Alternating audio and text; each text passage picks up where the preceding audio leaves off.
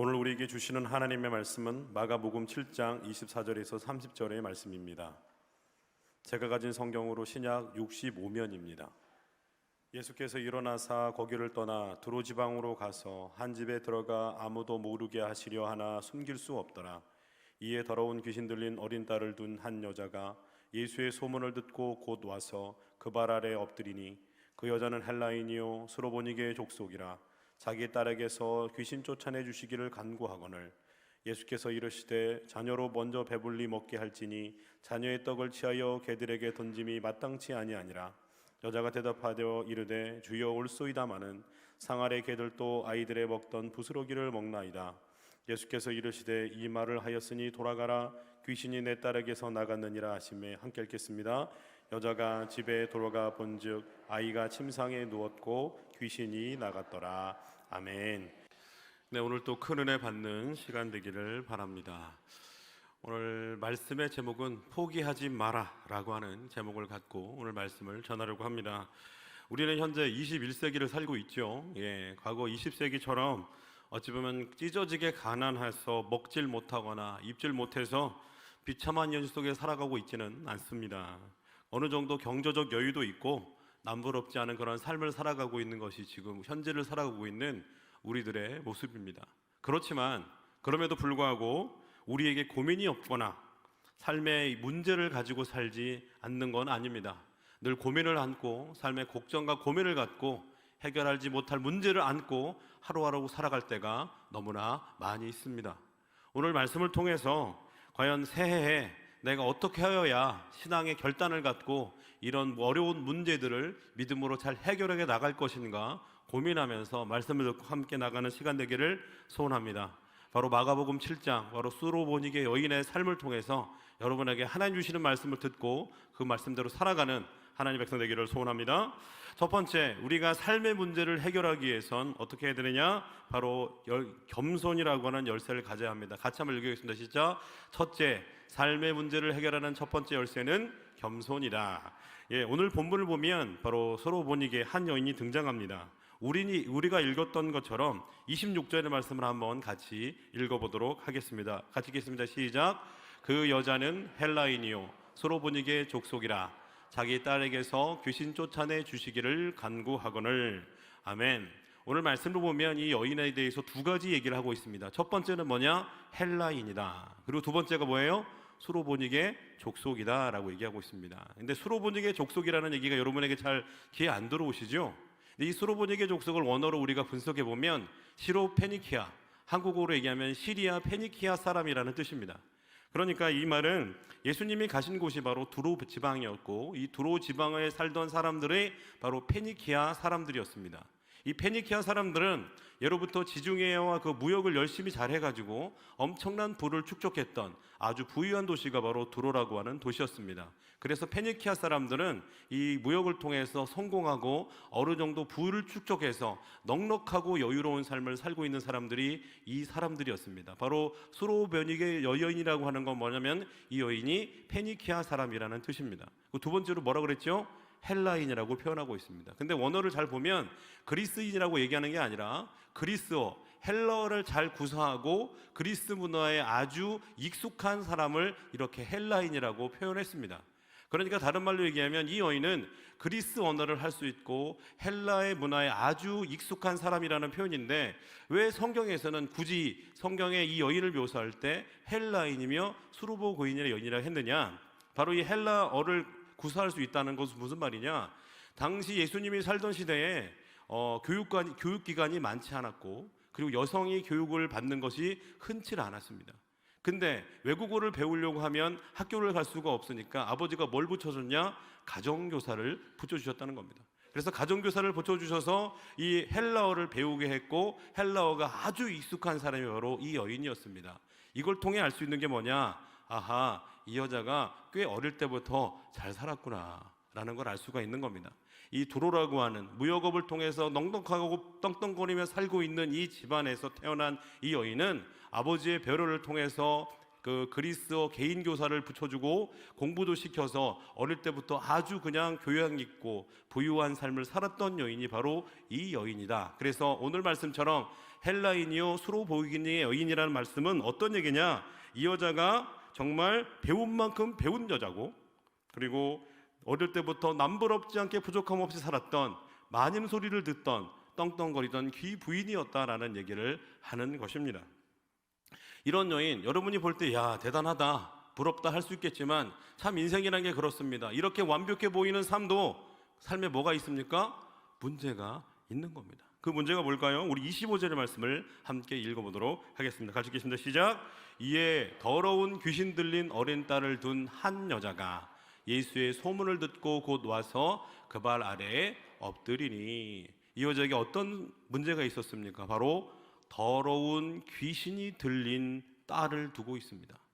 지금으로 얘기하면 더러운 귀신이라고 표현하지만 아주 심각한 정신분열증을 갖고 있는 딸을 두고 있었다는 겁니다. 그러니까 집안에도 집 밖으로 내보내지도 못하고 집안에 가둬놓고 이 딸을 비참하게 하루하루 살게 하고 있는 것이죠. 여러분이 잘 아시는 것처럼 나이가 어린 자식들이 아플 때 부모들이 더 마음이 아프지 않습니까? 오히려 내가 아프면 좋을 텐데, 내가 더 힘들면 좋을 텐데, 내 자식, 내 어린아이가 아파하고 힘들어한다면 더 힘들고 어려운 것이 바로 부모의 마음입니다. 이것처럼 이 여인도 정말 남부럽 없이 떵떵거리며 살 수는 있었지만 자기 딸이 심각한 정신분열, 귀신 들려서 비참한 삶을 살고 있다는 이 사실에 너무 괴로워하면서 어떻게든 이 딸을 고쳐주기 위해서 매일매일 노력하며 살았을 겁니다. 병원에도 가보고 용하다는 의사도 찾아보고 귀신을 잘 쫓아낸다는 그런 무당도 찾아가서 굿도 해보고 부적도 붙여보고 여러 가지 노력을 했을 겁니다. 그런데 이 모든 그런 노력이 아무런 의미가 없이 사라지고 있는 것입니다. 자기 삶의 문제를 해결하지 못하고 결국 절망하고 무너졌습니다. 그런데 이 여인에게 들어오는 소식이 뭡니까? 예수란 분의 이야기가 들어오는 겁니다. 이 예수가 나의 삶의 문제를 해결해 줄 수 있을 것이다. 내 딸의 귀신 들림을, 내 삶의 비참한 이 삶의 문제를 해결해 주실 것이라고 하는 믿음이 있었던 것입니다. 그래서 이 여인이 와서 어떤 일을 합니까? 25절의 말씀을 다시 한번 읽어보도록 하겠습니다. 시작. 이에 더러운 귀신 들린 어린 딸을 둔 한 여자가 예수의 소문을 듣고 곧 와서 그 발 아래에 엎드리니, 뭐하고 있습니까? 그 발 아래 엎드리고 있습니다. 제가 말씀드렸던 것처럼 이 여인은 무릎 꿇는 것이 당연한 삶을 살았던 여인이 아니었습니다. 오히려 남들에게 귀임받고 섬김받았던 이 여인이 단순히 저 멀리 있는 유대 청년에게 무릎을 꿇고 간절히 구하고 있습니다. 내 딸을 구해 주십시오. 내 딸을 살려 주십시오.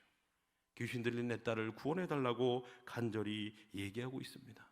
무릎을 꿇었다. 이것은 무엇을 의미합니까? 바로 겸손함을 의미합니다.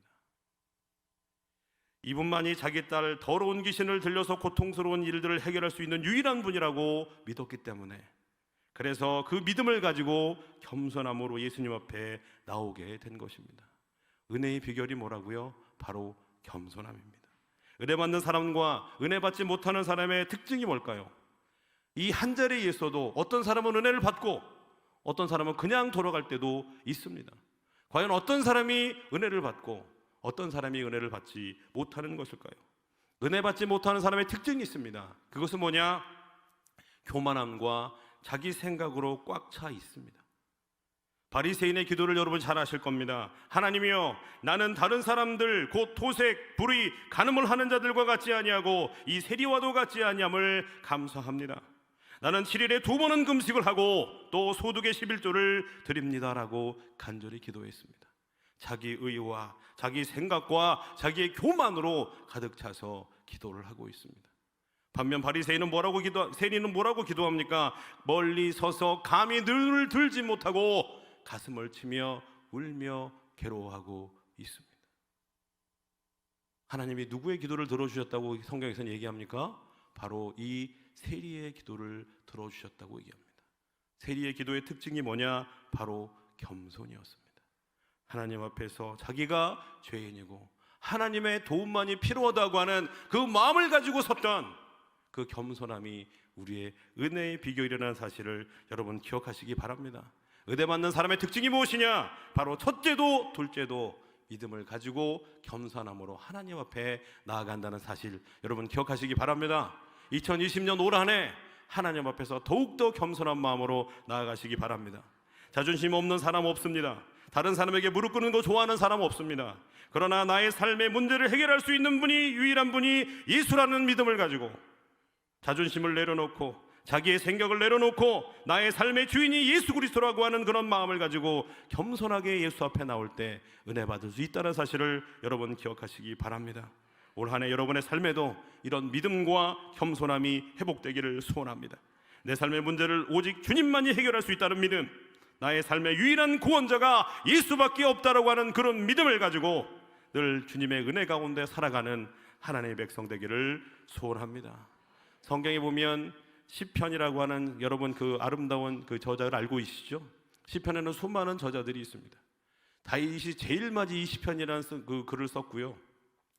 그리고 세 번째로 쓴 사람들이 누구냐? 바로 고라 자손입니다. 고라 자손의 대표적인 시편이 뭡니까? 사슴이 시냇물을 찾아 헤매기 갈급함같이 내 영혼이 주를 찾기에 갈급하나이다. 내 영혼아 어찌하여 낭망하며 내 안에서 불안해하는고 너는 하나님을 바라라. 새벽에 도우시는 너의 하나님께 찬송하리로다. 아멘.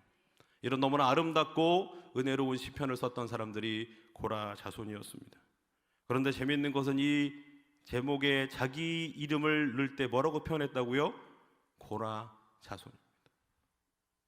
이 고라 자손은 여러분이 이 고라라는 사람이 누구냐? 여러분이 너무나 잘 알고 있는 사람입니다. 바로 모세에게 반역을 일으켰던 그 고라입니다. 모세의 지도권에 항의하면서 너에게만 하나님이 지도권을 줬냐라고 항의했던, 그래서 결국 수월의 땅이 꺼져서 결국 심판받고 죄인 중에 죄인의 이름으로 이름 맞았던 사람이 바로 고라라고 하는 사람입니다. 근데 이 시편 기자들은 자기를 고라의 자손이라고 얘기를 하고 있습니다. 왜 그럴까요? 그들은 하나님 앞에 서서 하나님을 앞에서 찬양하고 인도하는 사람이었습니다. 거룩한 사람이었습니다. 이 사람들을 통해서 은혜 받고 영광 받는 시간이었습니다. 그러다 어느덧 이렇게 예배 자리에 서서 남들의 리더에 서서 살다 보면 교만해질 수 있습니다. 내가 잘나서, 내 목소리가 좋아서, 내가 괜찮은 외모라서, 내가 찬양을 잘해서, 내가 말씀을 전해서 사람들이 은혜 받을 수 있다라고 생각할 수 있습니다. 그럴 때마다 그들이 생각한 게 뭡니까? 아, 나는 죄인의 후손이었지. 하나님 앞에 죽임당할 수밖에 없는, 심판받을 수밖에 없는 이 고라라고 하는 사람의 후손이었지. 끊임없이 자기를 내려놓았던 사람들이 바로 고라의 자손의 그런 삶이었습니다. 그들이 그런 삶을 살았기에 그들은 하나님 앞에서 너무나 아름다운 시편을 지을 수 있었고, 이렇게 아름다운 예배자의 삶을 살 수 있었습니다. 올 한 해 여러분 하나님 앞에서 늘 겸손한 삶을 살아가시기 바랍니다. 나는 죄인이요 주님의 도움 없이는 살아갈 수밖에 없는 하나님의 사람이란 사실을 늘 기억하며 하루하루 살아가는 하나님의 백성 되기를 소원합니다. 두 번째로 우리의 삶의 문제를 해결하는 두 번째 열쇠는 포기하지 않는 간구입니다. 우리 자막이 나왔으니까 한번 읽어볼까요? 시작. 둘째, 삶의 문제를 해결하는 두 번째 열쇠는 포기하지 않는 간구입니다. 어떤 외국의 신학자들은 한국 기독교인들을 평가하고 그들의 특징들을 얘기할 때 감정적으로 신앙생활을 한다라고 하는 얘기를 하고 있습니다. 우리는 얼핏 보기에 그 말에 동의하지 않을 수 있습니다. 그렇지만 이런 말을 많이 합니다. 한국 교인들 기분 나쁘면 어디도 안 간다 그래요? 천국도 안 간다고 합니다. 그렇죠. 기분 나빠, 나 천국도 안 갈 거야. 예? 그런 일 많지 않습니까? 하나님께 간절히 기도하고 부르짖었는데 그 기도 안 들어주시면 섭섭합니다. 내 마음대로 되지 않았을 때 하나님 앞에 조금 화가 납니다. 간절히 기대하고 하나님 앞에 부르짖었는데 우리가 그런 것이 실현되지 않을 때 신앙생활도 게으리하고 쉽게 포기하기도 하고 기도도 잘하지 않습니다. 그런데 오늘 참 이상한 광경이 있습니다. 오늘 제가 이 첫 번째 대지에서 이 수로 분위기의 헬라인 여인이 배울 만큼 배운 귀부인이라고 말씀드렸습니다. 이 여인은 자기 자존심을 내려놓고 무릎을 꿇고 예수님 앞에 자기의 고민과 걱정들을 간절히 고백했습니다. 내 딸을, 귀신 들린 내 딸을 제발 좀 고쳐주십시오. 그렇게 간구했다면 보통 복음서를 보면 예수님이 어떻게 나옵니까? 그래 내 딸아, 그래 걱정하지 마라. 내가 네 기도 들어주겠다. 내가 네 간구 들어주겠다. 너의 삶의 문제를 내가 해결해 주겠다고 주님께서 자연스럽게, 아유 그렇게 그냥 친절하게 행동해 보이십니다. 그런데 오늘 예수님께서는 참 이상하게 반응하십니다. 우리 27절의 말씀을 함께 읽어보도록 하겠습니다. 시작. 예수께서 이르시되 자녀로 먼저 배불리 먹게 할지니 취하여 개들에게 던짐이 마땅치 아니하니라. 아멘. 뭐라고 얘기합니까? 알 수 없는 얘기죠. 그렇지만 가만히 보니까 거절하는 것 같지 않습니까? 그렇죠? 당시 유대인들은 선민의식으로 아주 가득 차 있었습니다. 선민의식이란 게 뭐냐? 오직 유대 민족만이 하나님 앞에 선택을 받고 하나님 앞에 은혜를 받을 수 있는 민족이라는 겁니다. 유대 민족이 아닌 다른 민족들은 이제 이방인이고 그들은 결국 멸망당할 짐승이다. 개처럼 살아가다 개처럼 죽을 수밖에 없는 불행한 운명을 가진 인간들이라고 그들은 생각했습니다. 그래서 교제도 하지 않고 만나지도 않고 식사도 하지 않는 아주 그들과 분리돼서 살아가는 것이 하나님 앞에 기뻐하는 삶이라고 생각하며 살았던 사람들이 그 당시 선민의식을 가지고 있는 유대민족의 삶이었습니다. 그런데 오늘 27절의 말씀을 보면 우리 예수님도 이렇게 선민의식에 똘똘 뭉쳐서 내가 이방인들에게 개처럼 살아가는 너희들에게 하나님의 은혜의 빵부스러기라도 주지 못한다라고 하는 냉정한 거절로 얘기하고 있는 것 같습니다. 평상시 예수님의 어떤 이런 성품과 말씀과는 전혀 다른 모습을 보이고 있습니다. 아마 현장에서 제가 그런 말을 들었다면 저는 이렇게 얘기했을 겁니다. 주님 너무한 거 아니십니까? 어떻게 만절히 무릎 꿇고 기도하고 자존심 내려놓고 이렇게 하는데 거절하실 수 있습니까? 주님 너무하십니다. 저 기도 안 받을랍니다. 그리고 빠져나갈 수 있었을 겁니다. 그런데 예수님께서는 왜 이렇게 행동하셨을까요? 여러분 28절의 말씀을 한번 읽어보도록 하겠습니다. 같이 읽겠습니다. 시작. 여자가 대답하여 이르되 주여 올소이다마는 상 아래 개들도 아이들이 먹던 부스러기를 먹나이다. 아멘. 무슨 말입니까? 주님의 말씀처럼 저 개입니다. 개 같은 존재입니다. 그렇지만 그 개들도 주인의 상에서 떨어지는 그 빵 부스러기라도 먹지 않습니까? 그런 빵 부스러기 같은 은혜를 저에게 주십시오. 자존심을 상하게 해도 거절해도 이 여인은 포기하지 않고 있습니다. 끝까지 주님을 바라보고 그렇게 간구하고 부르짖고 있습니다. 다시 한번 이 시점에서 물어봅니다. 왜 주님께서 이렇게 냉정하게 거절하셨을까요? 주님은 오히려 이 이야기를 듣고 싶었던 겁니다.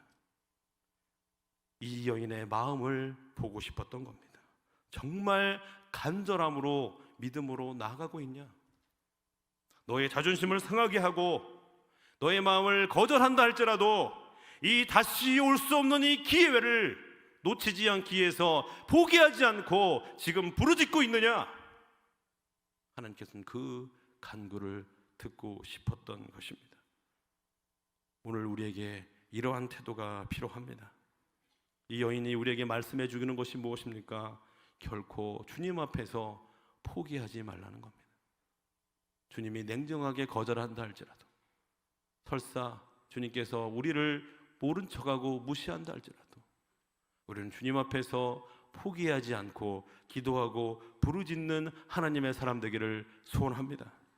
이것이 바로 우리 삶의 문제를 해결할 수 있는 주변한 열쇠라는 사실을 여러분 기억하시기 바랍니다. 이승복 박사라는 분이 계십니다. 이분은 미국의 존스 홉키스 대학의 재활의학과 교수면서 의사입니다.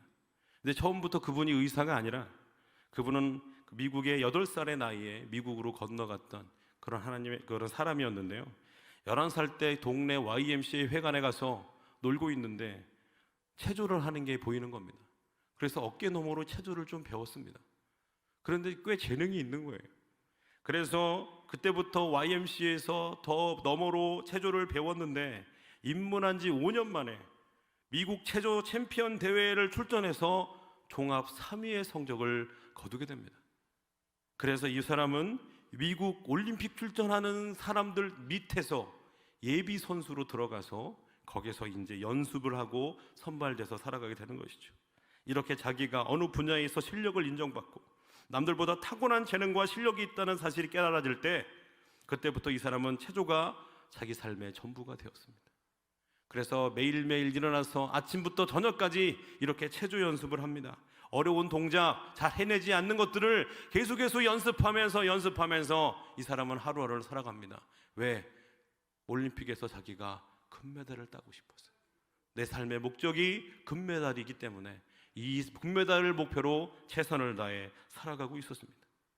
그러던 도중에 살토라고 하는 것을 연습했는데, 한 바퀴 하고 4분의 3을 돌아야 되는 연습인데 이걸 계속 연습하다가 잘못 떨어진 겁니다. 그래서 목부터 떨어져서 눈을 떴는데 자기 이 가슴 아래 모든 것이 쓸 수 없다는 판정을 받게 되었습니다. 이제 더 이상 다른 사람의 도움 없이는 움직일 수 없는 장애인의 삶을 살아가게 된 겁니다. 이 사람은 눈을 뜨자 너무나 분노했습니다. 왜 나에게 이런 불행이 찾아오는 걸까? 끊임없이 분노하고 화를 냈습니다. 하나님한테 화를 내고 섭섭하다고 얘기했습니다. 그러면서 그의 유일한 낙이 뭐냐? 휠체어를 타는 겁니다. 자기 이 손 위를 쓸 수 있기 때문에 여기 휠체어를 타고 돌아다니면서 자기 스트레스를 풀었습니다. 그렇지만 마음속엔 여전히 왜 나에게 이런 불행한 일이 닥쳐왔느냐, 끊임없이 괴로워하고 절망하면서 매일매일 죽을 생각을 하며 살았습니다. 그러던 어느 날 이 병원에서 이 학교 공부를 가르쳐주는 그런 프로그램이었어서 그 공부를 하게 됐는데, 이 프로그램을 통해서 그가 어딜 가게 되느냐? 뉴욕 대학교에 입학하게 됐습니다. 대학에 들어가면 뭐가 달라지겠나 했지만 대학에 들어가서 뭐 달라집니까? 그냥 늘 이 자기의 삶은 똑같았고 절망적인 육신 가운데 하루하루를 그냥 버티며 살았습니다. 내가 언제 죽을까? 왜냐하면 그는 올림픽이라고 하는 그 금메달의 꿈이 사라지게 되자 삶의 목표도 없고 의미도 없이 그냥 하루하루를 살고 있었습니다. 그러던 어느 날 이 뉴욕 대학교 이제 다니고 있는데 그 학교 내에 한 선교사님이 돌아다니다가 그 이승복이라는 청년을 만나게 된 겁니다. 그러면서 그 사람에게 복음을 전하면서 두 가지 얘기를 해줬습니다. 뭐냐? 이 땅에서 온갖 경멸과 고난과 고통을 받으신 예수님이 누구보다도 당신의 고통과 아픔을 잘 알고 계시다. 그리고 두 번째, 하나님은, 그리고 예수님은 우리를 너무나 사랑하셔서 주님이 그 부르신 모든 사람마다 계획이 있다는 사실을 알려주었습니다. 어찌 보면 아프지 않을 때는 그 소리가 헛소리라고 생각하고 지나칠 수 있겠지만, 절망적인 상황에서 그 두 말이 이 승복이라는 청년에게는 복음의 말로 들렸습니다. 예수님이 나의 고통과 아픔을 잘 알고 계신다고? 이렇게 휠체어를 타고 절망적인 삶을 살고 있는 나에게도 꿈이 있고 계획이 있다고? 그럼 내가 그 예수님을 한번 믿어봐야겠다. 그리고 더 열심히 교회를 다니며 기도하며 부르짖었습니다. 그렇게 간절히 기도했더니 예수님이 마음을 주시는 겁니다. 주님, 저같이 장애인에게도, 움직일 수 없는 이 사람에게도 꿈이 있고 비전이 있고 계획이 있다면서요. 알려주십시오. 그런데 주님이 정확하게 어디 너 서쪽으로 가면 누구를 만날 텐데 그 사람이 너한테 그 일을 알려주겠다, 그렇게 말씀하시지 않습니다. 감동을 주시는데 어떤 감동을 주시느냐? 자기보다 더 힘들고 어렵게 살아가는 사람들의 모습을 보여주는 겁니다. 너도 이 사람을 위해 살아가라. 주님, 제가 뭘 할 수 있는데 이 사람들을 위해 살아갈 수 있습니까? 그런데 주님께서 의대를 가라는 마음을 주시는 겁니다. 주님, 저 어릴 때부터 공부 안 하고 체조한 사람입니다. 어떻게 이게 공부를 할 수 있겠습니까? 근데 자꾸 의대를 가라는 마음을 주시니까 이 사람이 의대 공부를 하기 시작했습니다. 그래서 장애인이 된 지 10년 만에 그는 의과대학에 입학하게 됩니다. 그리고 다트머스 의대에서 열심히 공부해서 결국 그는 존스 홉킨스 대학의 재활의학과에 들어가게 되는 것이죠. 거기서 그는 사람의 몸만 치료하는 것이 아니라 그들의 절망적인 마음을 누구보다도 잘 알기 때문에 그들을 위로하고 세워주는 사람이 되었습니다. 바로 절망적인 상황에서 포기하지 않고 하나님을 바라볼 때에 주님께서는 그 사람 가운데 은혜 내려주시고 그 길을 열어주실 줄 믿습니다. 자막 하나 띄워주겠습니까? 99도. 네, 한번 같이 한번 읽어볼까요? 시작.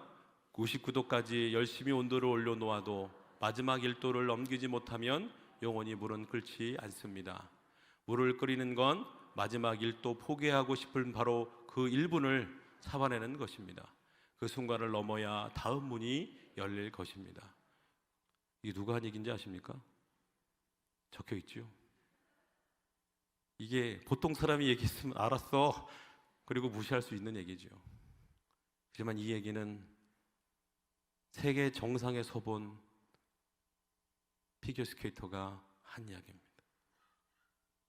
그에게도 포기하고 싶은 마음이 간절했고 내려놓고 싶은 마음이 간절했지만 그 1도를 얼기 위해서 그는 최선을 다했고 그리고 남들이 하지 못하는 놀라운 기술을 선보일 수 있는 이유는 포기하지 않고 노력했던 삶이 있었기 때문입니다.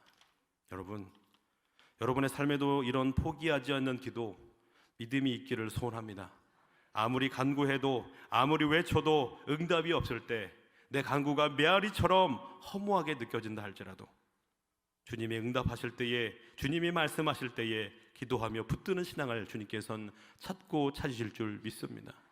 올 한해 결코 포기하지 않고 주님 바라보며 간구하며 나아가는 하나님의 사람 되기를 소원합니다. 세 번째, 한번 또 우리 자막을 띄워주시겠습니까? 같이 한번 읽겠습니다. 시작. 삶의 문제를 해결하는 세 번째 열쇠는 지혜로운 말과 행동이다. 아멘. 제가 이 말씀을 준비하면서 한 청년의 얘기가 기억이 났습니다. 이 청년은 어릴 때 아버지를 여의고 가난한 어머니 밑에서 자랐습니다. 이 어머니는 돈이 없는데 신앙은 있어서 늘 직업전선을 나갈 때 새벽 기도를 하고 기도하고 부르짖고 자식을 위해 기도하면서 낮에는 일을 하던 그런 어머니였습니다. 그런 어머니 밑에서 이 아들은 정말 착하게 잘 자랐습니다. 그래서 중고등학교 때 공부를 곧잘 해서 명문대에 들어가게 됐고 이제 명문대를 졸업할 때쯤 됐는데 정말 유학 갈 수 있는 그런 실력을 갖고 있었던 것입니다. 그런데 미국으로 가서 유학을 가고 싶은데 유학을 갈 수 있는 그런 비용이 없는 겁니다. 그래서 이 사람이 기도하면서 하나님, 유학의 문을 열어주십시오. 학문의 문을 열어주십시오라고 간절히 기도하고 부르짖었습니다. 그런데 그 기도의 응답처럼 학교에서 학교 선배들이 장학금을 내서 그 유학을 보내주는 그런 장학 제도가 있었는데 거기에 이 학생이 뽑히게 된 겁니다. 그래서 이 학생이 이제 이 장학생에 대해서 너무나 기뻤습니다. 그런데 이 장학생들을 축하하기 위해서 이 선배들이 이 장학생들을 부른 겁니다. 어디로 불렀냐? 술집으로 부른 겁니다. 술집으로 불러서 이 선배들, 자기의 장학금을 주는 성공한 선배들이 딱 있고 이 장학생들을 딱 불러놓고서 이 사발 있죠, 사발에다가 술을 꽐꽐꽐 발라가지고 다 한 명씩 주는 겁니다. 내 마음이고 내 사랑이다. 유학 가서 공부 열심히 해라. 쭉 한잔 해라. 그럼 뭐예요? 이 유학생, 이제 장학생들이 이 사발을 꿀꺽꿀꺽꿀꺽 먹는 겁니다. 다 선배들의 사랑이고 기쁨이니까. 근데 이렇게 하나씩 먹는데 이 청년의 순간까지 온 겁니다. 근데 이 청년은 너무나 고민스러운 겁니다. 뭐냐? 나를 유학 보내주시는 분이 누구라고 믿은 겁니까? 하나님이라고 믿은 겁니다. 내가 이렇게 기도하고 부르짖어서 하나님이 나를 이곳에 보내주실 거라고 믿은 겁니다. 근데 실제적으로 이 땅 가운데 자기에게 도움 준 사람이 누구예요? 이 선배들입니다. 이 선배들이 주는 내 마음이고 내 사랑이다라고 하는 이 술은 거절하면 어떻게 되겠습니까? 선배들이 섭섭해할 거 아닙니까?